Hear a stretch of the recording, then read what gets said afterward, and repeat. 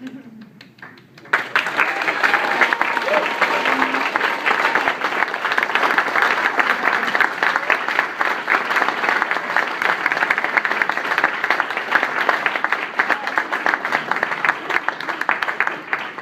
to read this thing. He just said, don't read it.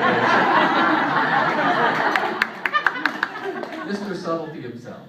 By the way, I see Doreen. I didn't get a chance to say hello to you, Doreen. Hi. I had dinner with your husband, but not with his beautiful wife. So.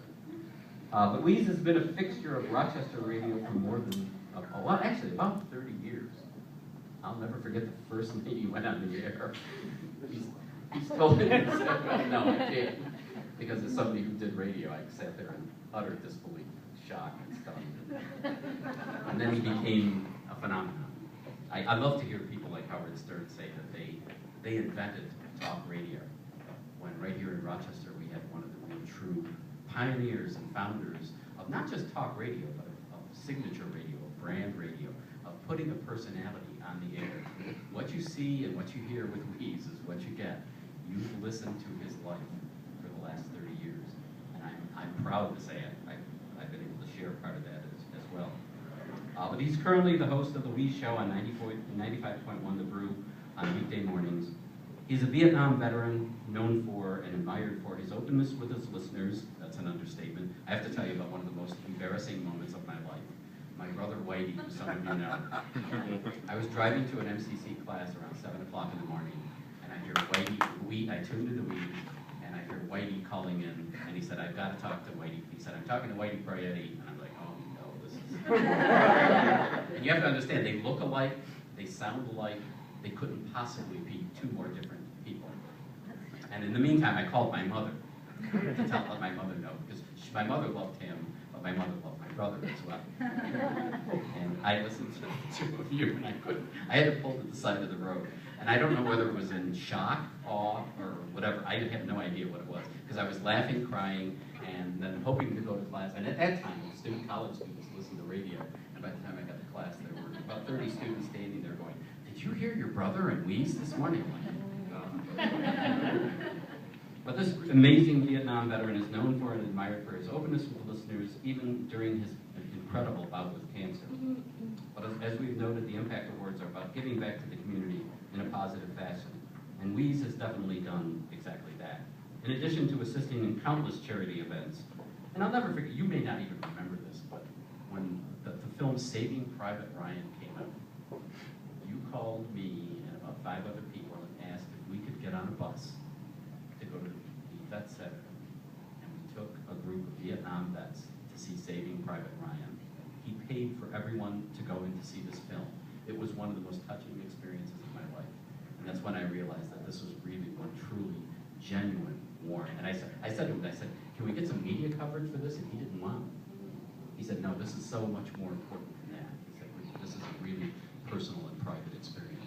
And it really was. I think we had about 90 guys that day. I never cried like that in my life.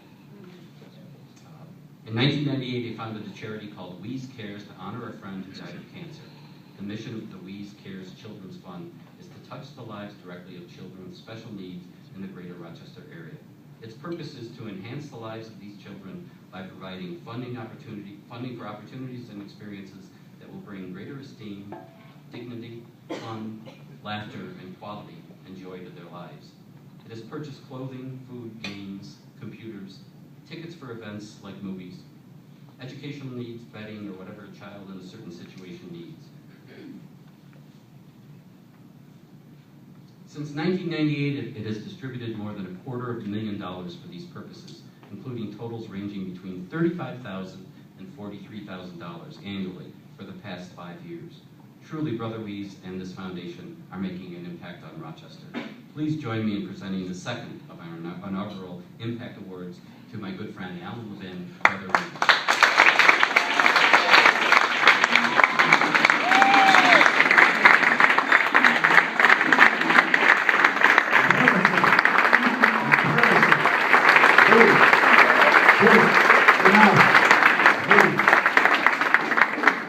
Everywhere you go, you learn something. I learned some shit tonight. This chick went to auction school.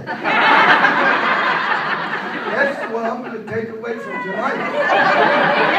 A broad went to auction school and ended up meeting Bill friggin' Cosby. The only thing I can't forget. Anyways, listen. The only, obviously we do 5 hours of talk radio every morning, so I will bore your ass right out of here. So I'm trying not to say anything. Well, where's the Rachel Barnard? I thought she was sitting there. Where is she? Here's what I want to say. You guys looked at your telephones recently and seen that shit that says Twitter? You guys got it? If you go on there, this girl here, who I think might have put this together, I don't know if you did or not. I helped. But this girl, Rachel Barnard, I'm telling you, she's the forefront of the future. This girl on Twitter, if you follow Rachel Barnard, you won't need the rest of these assholes from the TV station. I'm telling you the truth.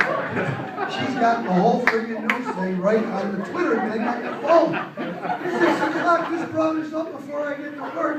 I go in there, I go, how is this brought up? And she's friggin' news. How do you get news? So anyway, I just thought that because of what we're all about, I thought it was really cool because I work with like Paulie and every day I gotta hear shit about how old I am. And you folks that are fortunate enough to still be living around my age like him, every day I gotta hear about, you don't know how to Facebook, you don't know how to Twitter that shitty music they listen to. If we don't like that music, we're jerk-offs. I don't understand it, but the future must be where they are. And Rachel Barnard is we ought to follow on Twitter. Thanks a lot for this because a lot of people say they're blessed. I don't believe in a lot of that, but I know I was luckier than shit. This job, you gotta be kidding me. And like he said, when I first went on the radio, advertisers called up the radio station and said, really? You gotta be kidding me. I was one of the advertisers. Yeah. And I knew they were right, but I said, if I keep doing it, man, I don't know what'll happen. Man, lucky, you gotta be kidding me. Thank you very much. This is really good.